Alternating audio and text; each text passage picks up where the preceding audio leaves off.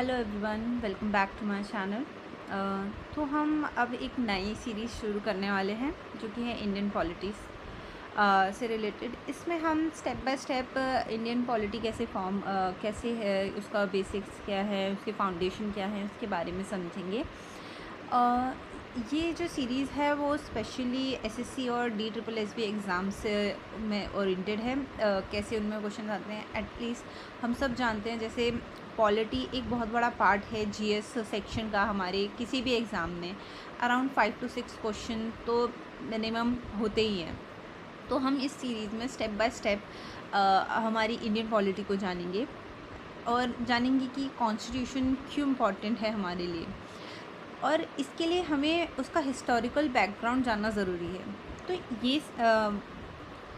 ये सेशन में हम हमारे हिस्टोरिकल बैकग्राउंड, जो कि कैसे हमारा कॉन्स्टिट्यूशन फॉर्म हुआ या क्या रूल्स थे उससे पहले, उसके बारे में डिस्कस करेंगे।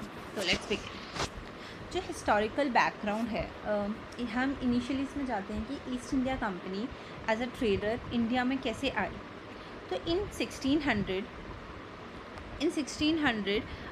ब्रिटिश जो ईस्ट इंडिया कंपनी है वो इंडिया में आती है by getting this exclusive right of trading, जो कि चार्टर ग्रांट होता है उन्हें क्वीन एलिजाबेथ वन के द्वारा। तो जो ब्रिटिश हैं वो फर्स्ट टाइम एक चार्टर लेने के जाते हैं क्वीन एलिजाबेथ वन से, एज़ हमें हिस्ट्री में भी इसके बारे में पता है। इससे उन्हें एक एक्सक्लूसिव राइट मिलता है और वो इंडिया में एक्सक्लूसिव राइट पाते हैं ट्रेडिंग के लिए। तो जस्ट ईस्ट इंडिया कंपनी के अलावा और कोई भी ब्रिटिशर कंपनी इंडिया में ट्रेड नहीं कर सकती है। तो 1600 से सब चीज़ें स्मूथली चल रही होती है 1765 तक।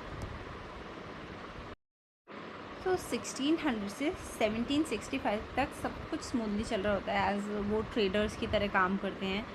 वो किस तरीके से ये पूरा का पूरा फॉर्मेट होता है वो तो हम हिस्ट्री में पढ़ेंगे। बट इन 1764 हमारा बैटल ऑफ बक्सर होता है, जो कि एक बहुत बड़ा पार्ट रोल करता है कि कैसे ईस्ट इंडिया कंपनी हमारी एक पॉलिटिकल और एडमिनिस्ट्रेशन लाइन में आती है।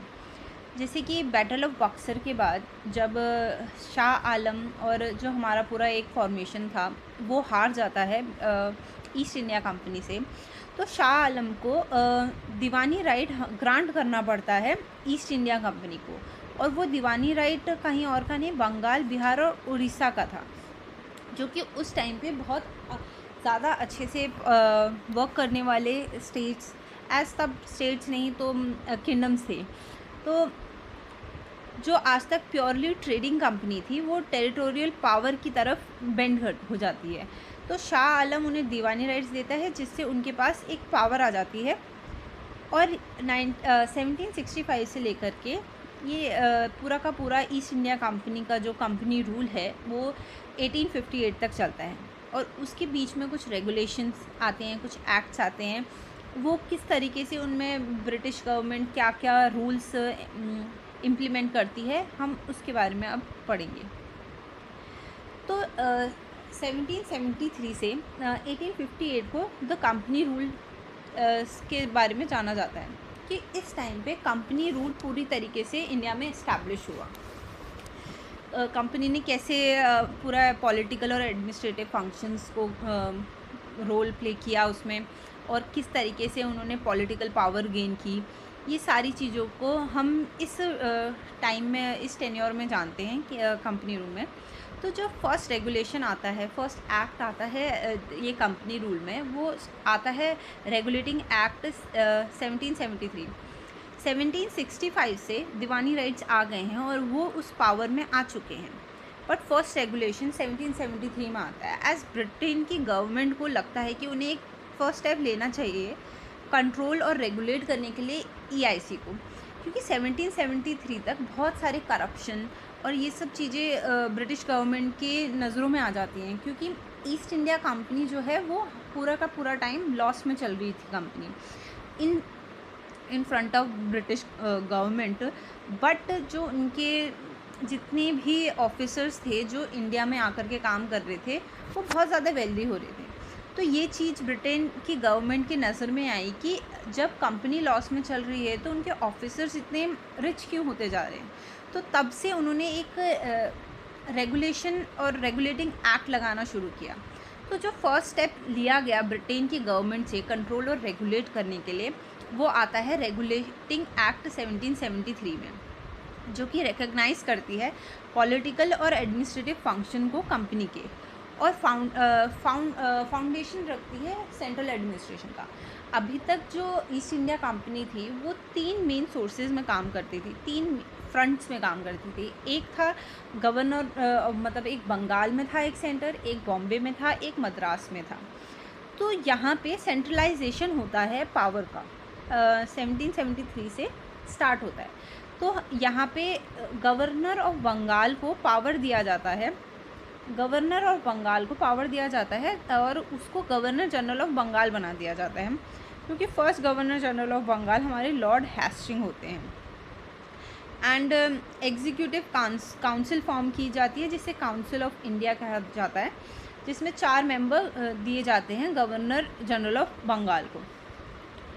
ऐसे ही जो हमारे अब गवर्नर ऑफ बंगाल को मेन पावर दिया गया है और उसको एक सेंटर फोकस पे लाया गया है, तो गवर्नर ऑफ बॉम्बे और मद्रास को उसका सबऑर्डिनेट बना दिया जाता है। तो वो जो है वो सबऑर्डिनेट की तरह काम करेंगे गवर्नर जनरल ऑफ बंगाल के। यहाँ से हमारा सेंट्रलाइजेशन ऑफ पावर स्टार्ट होता है। इसी एक्ट के अंडर सुप्रीम कोर्ट को इस्टेब्लिश किया जाता है, जो कि 1774 में कलकत्ता में इस्टेब्लिश होता है, और इसके फर्स्ट चीफ जस्टिस होते हैं सर एलिजा एम्पे, जो कि 1774 से 1783 तक अपना टेन्योर सर्व करते हैं। इसमें प्रोहिबिट किया जाता है सर्वेंट्स को कंपनी के प्राइवेट ट्रेड और ब्राइब्स लेने से। एज और ब्रिटेन की गवर्नमेंट की नज़र में आता ही इस चक्कर में है कि ईस्ट इंडिया कंपनी में कुछ प्राइवेट ट्रेड्स या फिर ऐसी चीज़ें चल रही है जिसकी वजह से उसके ऑफिसर रिच हो रहे हैं, इसीलिए यहाँ पे सर्वेंट्स के लिए प्रोहिबिट किया जाता है कि वो कोई भी ऐसे प्राइवेट ट्रेड्स में कभी अपने आप को इंक्लूड नहीं करेंगे। इसमें जो है जैसे कि मैंने आपको बताया गवर्नर जनरल ऑफ बंगाल बन जाते हैं, तो सेंट्रलाइजेशन शुरू हो रहा है, तो कंट्रोल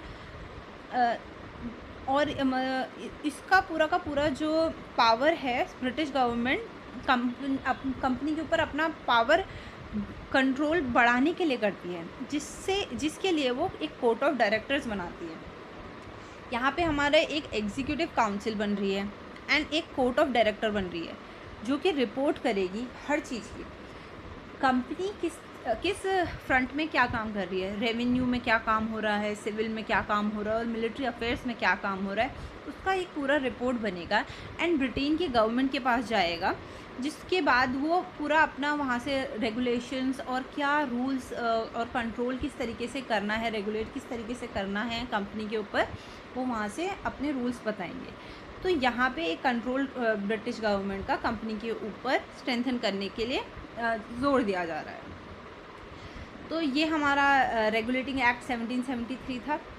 अब इसमें कुछ लूप होल्स थे, कुछ डिफेक्ट्स थे, जिसको रेक्टिफाई करने के लिए अमेंडिंग एक्ट आता है 1781 में, जिसे एक्ट ऑफ सेटलमेंट कहते हैं।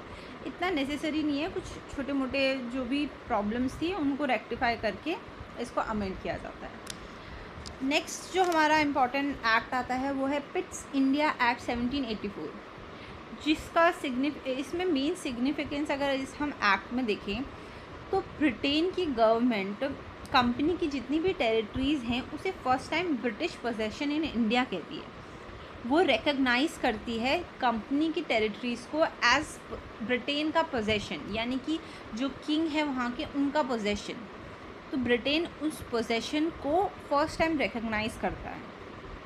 तो इसमें मेन सिग्निफिकेंस एक ये भी है, और ब्रिटिश गवर्नमेंट एक सुप्रीम कंट्रोल ले लेता है कंपनी के ऊपर और जितने भी अफेयर्स वहाँ पे डील हो रहे हैं उसके ऊपर। और इसमें मेन फीचर इस अगर एक्ट का हम देखें तो ये कमर्शियल और पॉलिटिकल फंक्शंस जो हैं कंपनी के उन्हें उसमें डिस्टिंग्विश करता है। इस्टेब्लिश करता है डबल गवर्नमेंट, जो कि क्रिएट करता है बोर्ड ऑफ कंट्रोल को। जैसे ऊपर हमारा कोर्ट ऑफ डायरेक्टर्स था, यहाँ पे कोर्ट ऑफ डायरेक्टर्स के साथ साथ एक बोर्ड ऑफ कंट्रोल भी बना दिया जाता है जो कि पॉलिटिकल अफेयर्स को डील कर रहा है। हमारा board of control political affairs को डील करेगा and court of director commercial affairs को डील करेगा, एंड कमर्शियल अफेयर्स को डील करके सारा रिपोर्ट बना करके वो ब्रिटेन की गवर्नमेंट को भेजा जाएगा। यहाँ पे बोर्ड ऑफ कंट्रोल को एम्पावर किया जाता है सारे सिविल और मिलिट्री गवर्नमेंट की जितनी भी अफेयर्स हैं उनसे भी, मतलब बोर्ड ऑफ कंट्रोल बना दिया है, उसे पॉलिटिकल अफेयर्स भी दे दिए हैं एंड उसे सिविल एंड मिलिट्री अफेयर्स के ऊपर भी कंट्रोल दे दिया गया है। नेक्स्ट हमारा आता है चार्टर्ड एक्ट 1833। ये फाइनल स्टेप कहा जाता है सेंट्रलाइजेशन की तरफ। जैसे रेगुलेटिंग एक्ट 1773 आया, वो फर्स्ट स्टेप था सेंट्रलाइजेशन के लिए। ये फाइनल स्टेप बोला जाता है क्योंकि यहाँ पे पूरा सेंट्रलाइजेशन पूरा लास्टली हो जाता है। इसके बाद जो है धीरे धीरे अब वो डिसेंट्रलाइजेशन की तरफ जाता है। तो फाइनल स्टेप टूवर्ड सेंट्रलाइजेशन, इसमें जो गवर्नर जनरल ऑफ बंगाल हैं उनको गवर्नर जनरल ऑफ इंडिया बना दिया जाता है and first governor general of India होते हैं लॉर्ड विलियम बेनेडिक्ट। डिप्राइव किया जाता है, डिप्राइव जो अब इसमें गवर्नर जनरल ऑफ बंगाल यानी कि बंगाल में अगर आप और पावर देंगे तो ऑब्वियसली जो उनके सबऑर्डिनेट्स थे governor of Bombay and Madras, उनका पावर और डिप्राइव होगा, तो उनसे उनके लेजिस्लेटिव पावर्स भी छीन ली जाती हैं और एक्सक्लूसिव लेजिस्लेटिव पावर जो है वो गवर्नर जनरल ऑफ इंडिया के पास चली जाती है। प्रीवियसली जो हमारे अभी तक जितनी भी रेगुलेशन फिट्स इंडिया एक्ट और रेगुलेटिंग एक्ट में हमारे जितने भी लॉज थे उन्हें रेगुलेशन कहा जा रहा था, बट अब वो सीधे के सीधे एक्ट्स बन जा रहे थे। अब इसमें जो है EIC है उसकी एक्टिविटीज़ को as a commercial body and कर दिया जाता है और वो सिर्फ एक एडमिनिस्ट्रेटिव बॉडी की तरह काम करेगी। इस चार्टर्ड एक्ट 1833 में EIC एज प्योरली अब एडमिनिस्ट्रेटिव बॉडी बन चुकी है। ये इंट्रोड्यूस करता है, ये एक्चुअली इंट्रोड्यूस नहीं, ये ट्राई करता है इंट्रोड्यूस करने का एक open competition for selection of civil servant. Civil servant के लिए कंपटीशन ओपन करने के लिए इस एक्ट में सिर्फ ट्राई किया जाता है जिससे इंडियंस भी होल्ड कर सके कोई भी office, but court of director की अपोजिशन के चलते ये कभी इंट्रोड्यूस हो नहीं पाता है। फिर उसके बाद हमारा नेक्स्ट आता है चार्टर्ड एक्ट 1853। ये लास्ट होता है चार्टर्ड एक्ट की सीरीज़ का और इसके फीचर्स हैं, इसमें सेपरेट किया जाता है लेजिस्लेटिव और एग्जीक्यूटिव फंक्शंस को। गवर्नमेंट जनरल ऑफ इंडिया के लेजिस्लेटिव और एग्जीक्यूटिव फंक्शंस को पूरी की तरीके से सेपरेट किया जाता है। एज हमारे इनिशियली एग्जीक्यूटिव काउंसिल बनी थी 4 मेंबर्स की, इसमें 6 मेंबर्स की एक लेजिस्लेटिव काउंसलर्स को ऐड करते हैं। जैसे यहाँ पे हमने ये दिखा रखा है, ये हमारी एग्जीक्यूटिव काउंसिल है, ये 4 मेंबर हमारे एग्जीक्यूटिव काउंसिल के हो गए और ये हमारी लेजिस्लेटिव काउंसिल हो गए 6 मेंबर के। तो जो एग्जीक्यूटिव काउंसिल है वो मेन सेंटर है और उसके बाद फिर आता है लेजिस्लेटिव काउंसिल। तो इस तरीके से एक 10 लोगों की पूरा मेंबर का पूरा एक कमेटी बन गया जिसमें अंदर मेन 4 लोग हैं, उसके बाद 6 लोग हैं और इस एक्ट में उनको ऐड किया जाता है। अब हम देखते हैं इस जो 1833 में ट्राई किया गया इंट्रोड्यूस करने का वो यहाँ पे हो जाता है। Introduce an open competition system for selection and recruitment of civil servants. यहाँ पे सिविल सर्वेंट्स के लिए एक ओपन कंपटीशन इंट्रोड्यूस हो जाता है जिसमें जो कन्वीनियंटेड सिविल सर्विस है उसमें इंडियंस के लिए भी ओपन हो जाता है। इसके लिए मैकलॉय कमेटी बनती है 1854 में, जो कि फिर ये कंपटीशन सिस्टम के लिए सिलेक्शन स्टार्ट करते हैं या प्रपोज करते हैं। इसमें मेन एक चीज़ और मेन पॉइंट अगर हम देखें, मेन पॉइंट ये जो है एक्सटेंड करता है कंपनी रूल को, but it did not specify a particular period unlike previous charters. तो अभी तक जितने भी चार्टर एक्ट्स आ रहे होते हैं वहाँ पे कंपनी रूल कभी भी एक्सटेंड हो रहा है तो उसके साथ एक स्पेसिफाइड पर्टिकुलर पीरियड भी होता है, जैसे फॉर 20 ईयर ये एक्सटेंड हुआ है। बट इस एक्ट में कंपनी रूल एक्सटेंड तो होता है पर उसकी स्पेसिफिकेशन नहीं होती है पीरियड की। तो इससे पता चलता है कि कंपनी रूल जो है एक एंड की तरफ जा रहा है। नाउ लास्ट पॉइंट इसमें है, ये इंट्रोड्यूस करता है लोकल रिप्रेजेंटेशन को। जो हमारे लेजिस्लेटिव काउंसलर ऐड हुए हैं इसमें 6 न्यू लेजिस्लेटिव काउंसलर, उसमें से जो 4 लेजिस्लेटिव काउंसलर मेंबर्स होंगे वो जो प्रोविजनल और लोकल गवर्नमेंट है जैसे मद्रास, बॉम्बे, बंगाल और आगरा, वहाँ से आएंगे। तो ये एक तरीके से लोकल रिप्रेजेंटेशन को इंट्रोड्यूस करा जा रहा है इस चार्टर्ड एक्ट के अकॉर्डिंग। नाउ इसके बाद 1853 में हमारा चार्टर एक्ट आया। अब नाउ हम सबको पता है 1857 में सिपॉय म्यूटनी हुई, जिसके बाद हमारा कंपनी रूल ख़त्म हुआ और क्राउन रूल स्टार्ट हुआ। तो जो फर्स्ट क्राउन रूल के अंडर जो हमारा फर्स्ट एक्ट आता है वो आता है गवर्नमेंट ऑफ इंडिया एक्ट 1858। इस एक्ट को हम act of good government of India के नाम से भी जानते हैं, जो कि एनेक्ट हुआ था रिवोल्ट ऑफ 1857 सिपॉय म्यूटनी के बाद। इस एक्ट के अंदर सबसे पहले वो करते हैं EIC को अबॉलिश कर देते हैं। EIC पूरी तरीके से अबॉलिश हो गए हैं यहाँ, और transfer the power to the British crown. जितना भी पावर था जो EIC होल्ड कर रही थी as purely administrative body as well, वो सारा का सारा ब्रिटिश क्राउन के पास चला जाता है। अब इस एक्ट में सबसे पहले वो करते हैं गवर्नर जनरल ऑफ इंडिया को वॉइसरॉय ऑफ इंडिया बना देते हैं, जो कि फर्स्ट वॉइसरॉय थे हमारे लॉर्ड कैनिंग। इसमें हमारा जो डबल गवर्नमेंट का सिस्टम था वो अबॉलिश कर दिया जाता है। बोर्ड ऑफ कंट्रोल और कोर्ट ऑफ डायरेक्टर दोनों के दोनों अबॉलिश हो जाते हैं। एज EIC अबॉलिश हो गई तो ऑब्वियसली उनके साथ जो बॉडीज़ हैं वो भी अबॉलिश हो जाएंगी। यहाँ पे एक नया ब्रिटेन के काउंसिल में जो कैबिनेट है वहाँ पे एक और पोस्ट क्रिएट की जाती है, जो कि थी secretary of state for India. ये ब्रिटेन की कैबिनेट में हुई है, यानी कि ये लंदन में बैठ रहे हैं। तो secretary of state for India जो कि कैबिनेट ब्रिटेन कैबिनेट के एक मेंबर हैं, वो यहाँ पे पोस्ट क्रिएट करी जा रही है, और उनको दिए जा रहे हैं 15 मेंबर काउंसिल ऑफ इंडिया के नाम पे। काउंसिल ऑफ इंडिया बना रही है सेक्रेटरी ऑफ स्टेट के अंडर, सेक्रेटरी ऑफ स्टेट के अंडर काउंसिल ऑफ इंडिया, जिसमें 15 मेंबर है जो कि असिस्ट करेंगे secretary of state for India को, जो जितने भी रेगुलेशन या कैसे रिपोर्ट्स आ रही है उन्हें एनालाइज करना और उसको असिस्ट करना, ये इनका मेन रोल था। नेक्स्ट हमारा अब यहाँ से स्टार्ट होता है इंडियन काउंसिल एक्ट 1861। तो हमारा इंडियन काउंसिल एक्ट जो है वो फर्स्ट टाइम ऐसा, मतलब हिस्ट्री में पूरा का पूरी जितने भी एक्ट्स आए हैं या जितना भी एग्जीक्यूटिव काउंसिल या जितनी भी फॉर्म हुई है, फर्स्ट टाइम इस एक्ट के अंदर इंडियंस को एसोसिएट किया जाता है लॉ मेकिंग प्रोसेस में।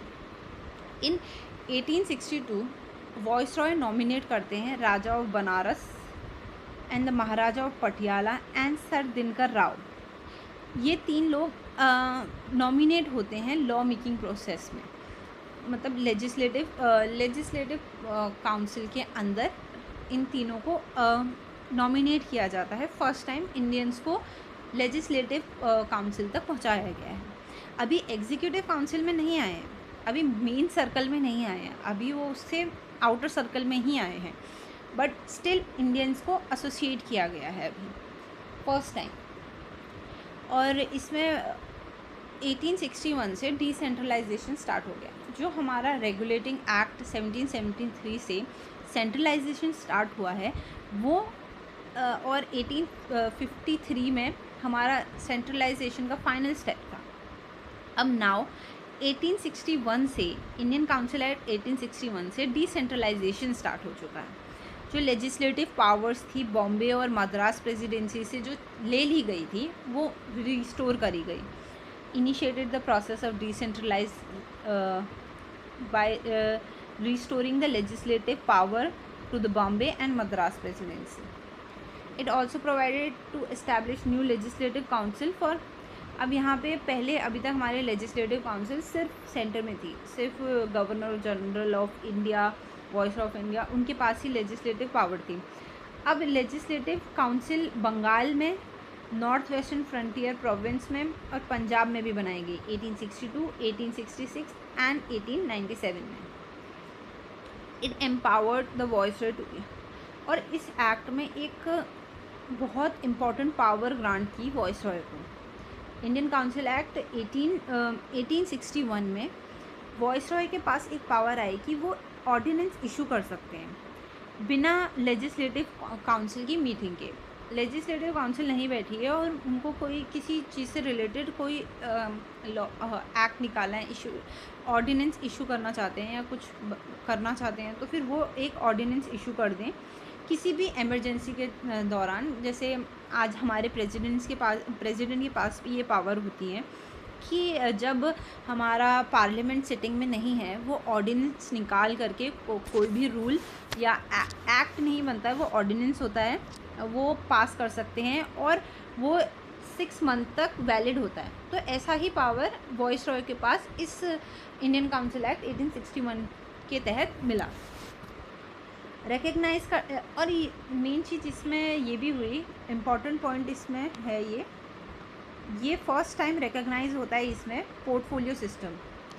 पोर्टफोलियो सिस्टम अभी तक कभी भी इंट्रोड्यूस नहीं हुआ था या रिकग्नाइज नहीं हुआ था, बट फर्स्ट टाइम इसमें पोर्टफोलियो सिस्टम को रिकग्नाइज किया, जो कि लॉर्ड कैनिंग ने 1859 में इंट्रोड्यूस किया था। नाउ हमारा नेक्स्ट आता है इंडियन काउंसिल एक्ट 1892। इसके कुछ फीचर्स हैं, वो ये हैं, इसमें जो एडिशनल नॉन ऑफिशियल मेंबर्स थे इन द सेंट्रल और प्रोविजनल लेजिस्लेटिव काउंसिल में, उनको बढ़ाया गया। इसने इंक्रीज़ किया फंक्शन लेजिस्लेटिव काउंसिल का और उनको पावर दिया गया। जो हमारे पास बना तो दिया गया था कि एक एग्जीक्यूटिव काउंसिल होगी, उसके बाहर एक लेजिस्लेटिव काउंसिल होगी। लेजिस्लेटिव काउंसिल बनी थी बट उसको इतने राइट्स नहीं थे, सारे राइट्स, मेन जितने भी राइट थे वो एग्जीक्यूटिव काउंसिल के पास थे। तो इस एक्ट के अकॉर्डिंगली लेजिस्लेटिव काउंसिल को बजट डिस्कस करने का राइट मिला। तो धीरे धीरे उनके फंक्शंस इंक्रीज हुए, जिससे वो अपना कोई भी जो भी मतलब डिस्कशन करना चाहते हैं वो कर सकते हैं। और नॉमिनेशन किया गया यहाँ पे कुछ नॉन ऑफिशियल मेंबर्स का भी। एज सच इसमें इतना कोई इम्पोर्टेंट पॉइंट्स नहीं है, बट ये मेन पॉइंट था कि लेजिस्लेटिव काउंसिल में कुछ फंक्शंस इंक्रीज़ किए गए। अब हमारा इम्पॉर्टेंट एक्ट आता है एक इंडियन काउंसिल एक्ट 1909, और जिसको हम जानते हैं मॉर्ले मिंटो रिफॉर्म्स से। इसके कुछ फीचर्स हैं, जैसे कि मॉर्ले मिंटो यानी कि मॉर्ले हमारे secretary of state for India हैं और मिंटो हमारे वॉइसरॉय ऑफ इंडिया हैं। इसमें इंक्रीज़ किया गया है लेजिस्लेटिव काउंसिल का साइज़, जो कि सेंट्रल के लिए है 16 से 60, और it is retain official majority. मतलब इसमें भी मतलब हमारा इंक्रीज़ तो किया गया है, बट सेंटर में जो सेंट्रल लेजिस्लेटिव काउंसिल है उसमें ऑफिशियल मेजॉरिटी रिटेन की गई है। हालांकि इन्होंने नॉन ऑफिशियल मेजॉरिटी अलाउ करी है प्रोविजनल और लोकल लेवल लेजिस्लेटिव काउंसिल में। और नेक्स्ट हमारा इसमें था कि एसोसिएशन जो है इंडियंस का, वो यहाँ पे एग्जीक्यूटिव काउंसिल में भी आ गया है। जैसे कि यहाँ पे आपको पता चल रहा है साइज़ इंक्रीज़ हुआ है, तो कुछ इंडियंस को भी इंक्लूड करेंगे। तो फर्स्ट टाइम किसी वॉइसरॉय के एग्जीक्यूटिव काउंसिल में as a law member Satyendra Prasad Sinha को इंक्लूड किया गया। First Indian to be included in executive council वो थे सत्येंद्र प्रसाद सिन्हा।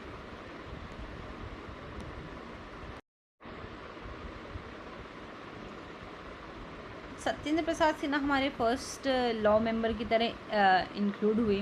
और इसका नेक्स्ट हमारा इंडियन काउंसिल एक्ट 1909 के लास्ट पॉइंट है, जो इस मॉर्ले मिंटो रिफॉर्म था उसमें इंट्रोड्यूस हुआ communal representation. First time communal representation include हुआ और फॉर मुस्लिम्स, जो कि मतलब कॉन्सेप्ट है एक सेपरेट इलेक्टोरेट का। सेपरेट इलेक्टोरेट ये होता है कि एक पर्टिकुलर जगह में जहाँ पे मुस्लिम्स की पॉपुलेशन ज़्यादा है वहाँ पे सिर्फ मुस्लिम ही इलेक्ट हो सकते हैं और उनको सिर्फ मुस्लिम ही वोट्स दे सकते हैं।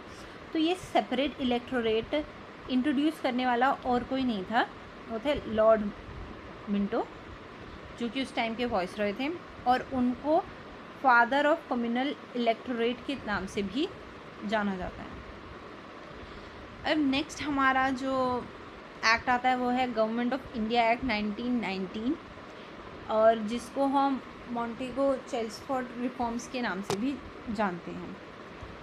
इसमें जो है रिलैक्स किया गया है सेंट्रल कंट्रोल को, एज इसमें सेपरेट किया गया सेंट्रल और प्रोविजनल सब्जेक्ट्स को। जैसे कि आज हमारा है हमारे लिस्ट हैं सेंट्रल लिस्ट, स्टेट लिस्ट और कॉन्करेंट लिस्ट, उसी तरीके से यहाँ पे भी सेंटर और प्रोविंस में सब्जेक्ट्स को सेपरेट किया गया।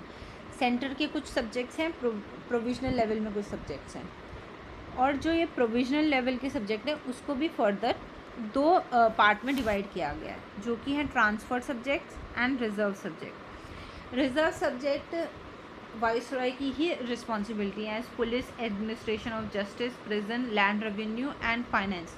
एज ये पुलिस ऑब्वियसली लोकल बॉडीज़ को पुलिस या जस्टिस, एडमिनिस्ट्रेशन ऑफ जस्टिस नहीं दे सकते, प्रिजन नहीं दे सकते, लैंड रेवेन्यू से कितना आपका रेवेन्यू जनरेट होता है तो वो ऑब्वियसली लोकल बॉडीज़ को नहीं दिया जाएगा। तो ये सेंटर ने अपने पास रिजर्व रखे सब्जेक्ट्स, और जो सब्जेक्ट्स जहाँ से ऐसा कोई प्रॉफिट नहीं था वो उन्होंने लोकल बॉडीज़ को, लोकल प्रोविजनल बॉडीज़ को ट्रांसफ़र कर दिए, जो कि था public health, education, local self government and agriculture. Third हमारा इसमें पॉइंट था, इस एक्ट के ने फर्स्ट टाइम इंट्रोड्यूस किया बाई कैमरलिज्म और डायरेक्ट इलेक्शन। कंट्री में first time by cameralism introduce हुआ और डायरेक्ट इलेक्शन इंट्रोड्यूस हुए, जिसमें एक अपर हाउस बना गया जिसको हम काउंसिल ऑफ स्टेट कहते हैं, और एक लोअर हाउस बना गया जो लेजिस्लेटिव असेंबली होती है। अपर हाउस जैसे कि आज हमारा राज्यसभा है एंड लोअर हाउस जैसे हमारा लोकसभा है। It required 3 of the 6 member of the viceroy executive. इसमें जो हमारे वॉइसरॉय के एग्जीक्यूटिव काउंसिल में 6 मेंबर्स थे, उसमें से जो 3 मेंबर हैं वो इंडियंस होंगे, ये बोला गया, other than commander in chief को छोड़ करके 3 out of 6 जो मेंबर्स होंगे वॉइसरॉय के एग्जीक्यूटिव काउंसिल में वो इंडियंस होंगे। इसमें जो कम्युनल रिप्रेजेंटेशन था जो मुस्लिम्स को ग्रांट किया गया 1909 के एक्ट के अकॉर्डिंगली, वो यहाँ पे Sikh, Indian Christians and Anglo Indian and Europeans को भी एक्सटेंड किया गया। इसमें लास्ट पॉइंट ये है, जो फ्रेंचाइजी यानी कि जो वोटिंग राइट्स थे वो यहाँ पे ग्रांट होते हैं, बट बहुत ही लिमिटेड नंबर ऑफ पीपल्स को, जो कि था बेसिस ऑफ प्रॉपर्टी, टैक्स और एजुकेशन।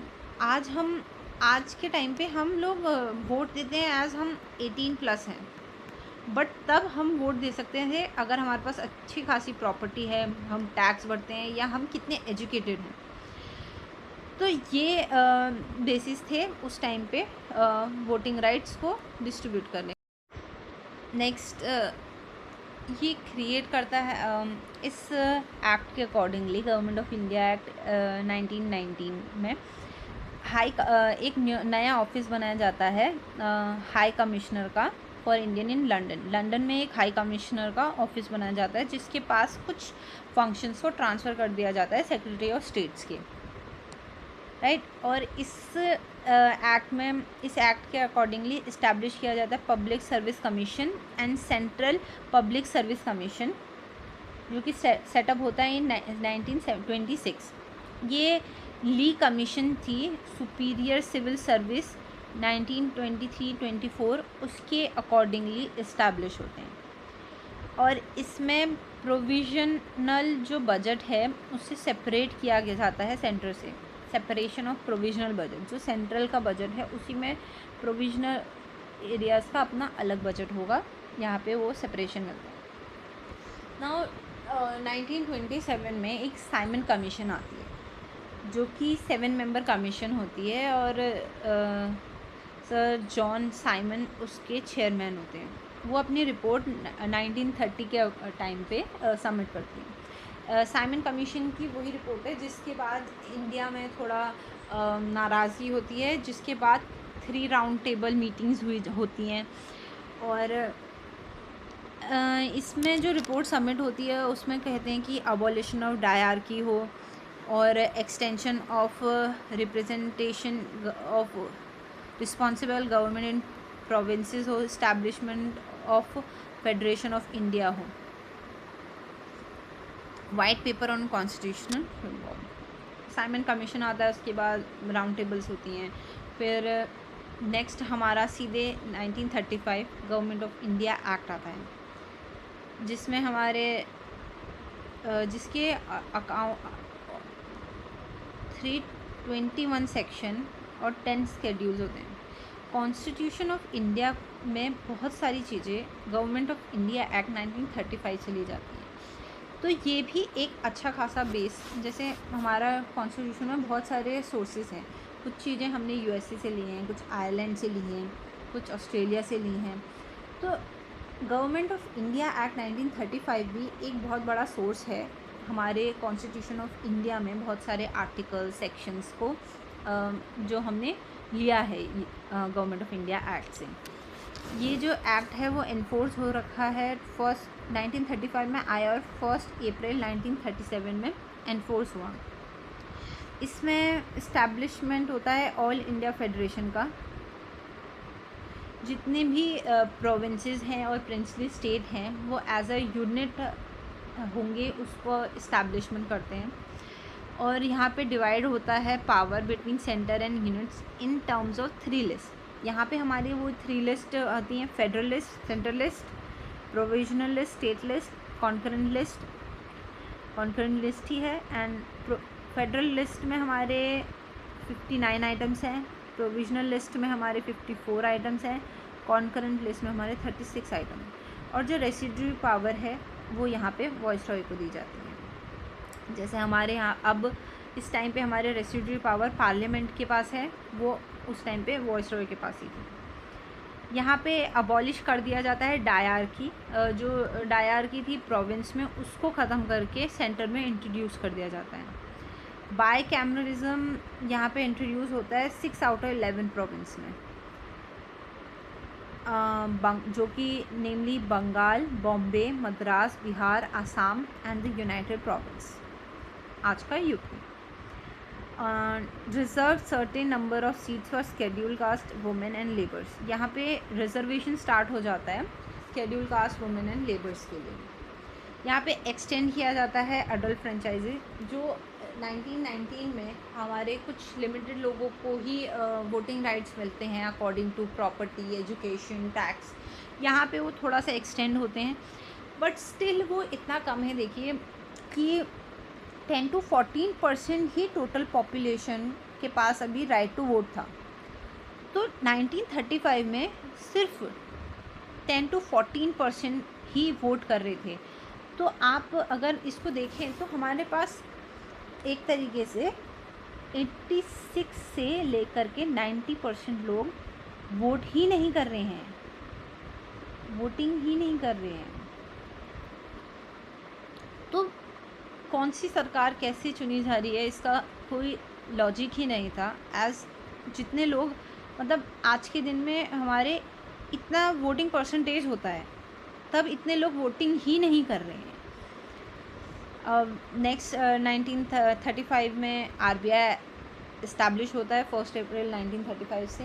आज उससे पहले एक रिसेशन पीरियड आता है 1930s में, और 34 में एक कमेटी रेकमेंड करती है रिज़र्व बैंक ऑफ इंडिया बनाने के लिए, जो कि हमारे 1 अप्रैल 1935 से इस्टेब्लिश हो जाता है। यहाँ पे अबॉलिश हो जाता है काउंसिल ऑफ इंडिया, जो काउंसिल ऑफ इंडिया होता है उसे अबॉलिश कर दिया जाता है। And federal public service commission, provisional public service commission and joint public service commission यहाँ पे इस्टेब्लिश होते हैं। फेडरल कोर्ट सेटअप होता है 1937 में। एंड बर्मा जो कि म्यांमार था वो इंडिया से सेपरेट हो जाता है। 1935 में तक बर्मा म्यांमार इंडिया का ही पार्ट था, बट 1935 में वो इंडिया से सेपरेट कर दिया जाता है। नाउ अब आता है हमारा Indian independence act 1947। Indian independence act जो कि हमारा इसमें हम पहले देखते हैं 20 फेब 1947 में ब्रिटेन के जो प्राइम मिनिस्टर होते हैं क्लेमेंट एटली, वो डिक्लेयर करते हैं कि इंडिया में जो ब्रिटिश रूल है वो 30 जून 1948 तक ख़त्म हो जाएगा। पर उससे पहले जितने भी ज़्यादा रिवोल्ट्स हो रहे थे, जितने भी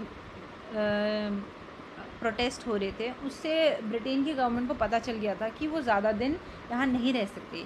इसीलिए उन्होंने जितना जल्दी हो सके इंडिया को छोड़ने का फैसला ले लिया, वो भाग गए यहाँ से। तो इसमें एंड होता है हमारा यहाँ पे 15 अगस्त 1947 में हमारा ब्रिटिश रूल जो है इंडिया में ख़त्म हो जाता है और इंडिया एक इंडिपेंडेंट एंड सोवरेन स्टेट बन जाता है 15 अगस्त 1947 को। पार्टीशन ऑफ इंडिया होता है, क्रिएशन इस एक्ट में इंडिया का पार्टीशन हो जाता है। 2 independent dominion of India and Pakistan create होते हैं। इंडिया एंड पाकिस्तान 2 अलग इंडिपेंडेंट कंट्रीज़ बन जाती हैं, जो कि अभी डोमिनियन स्टेटस है जब तक हमारे कॉन्स्टिट्यूशन बन के पूरी तरीके से हम वो नहीं हो जाते हैं, हम अपना कॉन्स्टिट्यूशन एनफोर्स नहीं कर रहे हैं। इसमें जो है वॉइस रॉय का ऑफिस जो है अबॉलिश कर दिया जाता है और एक गवर्नर जनरल बनाया जाता है जो कि ब्रिटेन के किंग अपॉइंट करते हैं। उस टाइम पे governor general of India in the time of independence थे लॉर्ड माउंटबेटन। एंड उसके बाद हमारा जो secretary of state for India था वो भी अबॉलिश होता है और उसके सारे functions secretary of state for Commonwealth को ट्रांसफ़र कर दिए जाते हैं। यहाँ पे प्रोक्लेम होता है लैप्स ऑफ ब्रिटेन की पैरामाउंटेसी का ओवर इंडियन प्रिंसली स्टेट। जो इंडियन प्रिंसली स्टेट थे अभी तक जितने भी रूल कर रहा था या उसके अंडर में था, वो इंडियन प्रिंसली स्टेट्स के ऊपर से सारा का सारा ट्रीटीज़ रिलेशन जितने भी ट्राइबल एरियाज़ में थे वो सब के सब ख़त्म हो जाते हैं।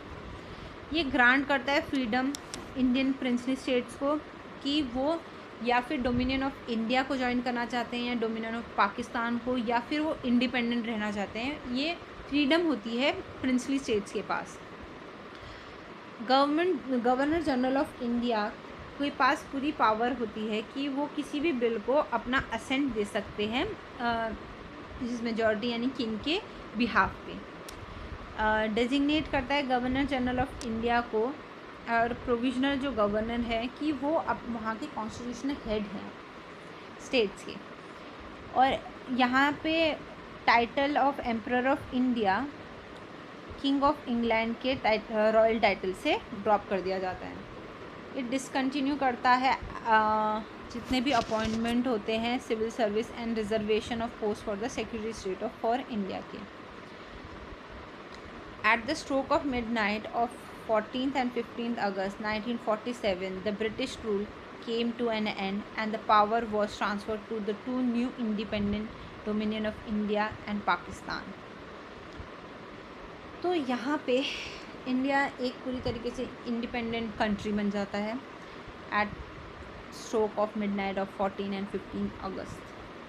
First governor general of India lord Mountbatten and first and last Indian Governor General of India C. Rajagopalachari। तो यहाँ पे हमारा फर्स्ट लेक्चर ख़त्म होता है। होप आपको अभी ये हिस्टोरिकल बैकग्राउंड में सब क्लियर होगा। अब हम मिलते हैं नेक्स्ट लेक्चर में। Thank you.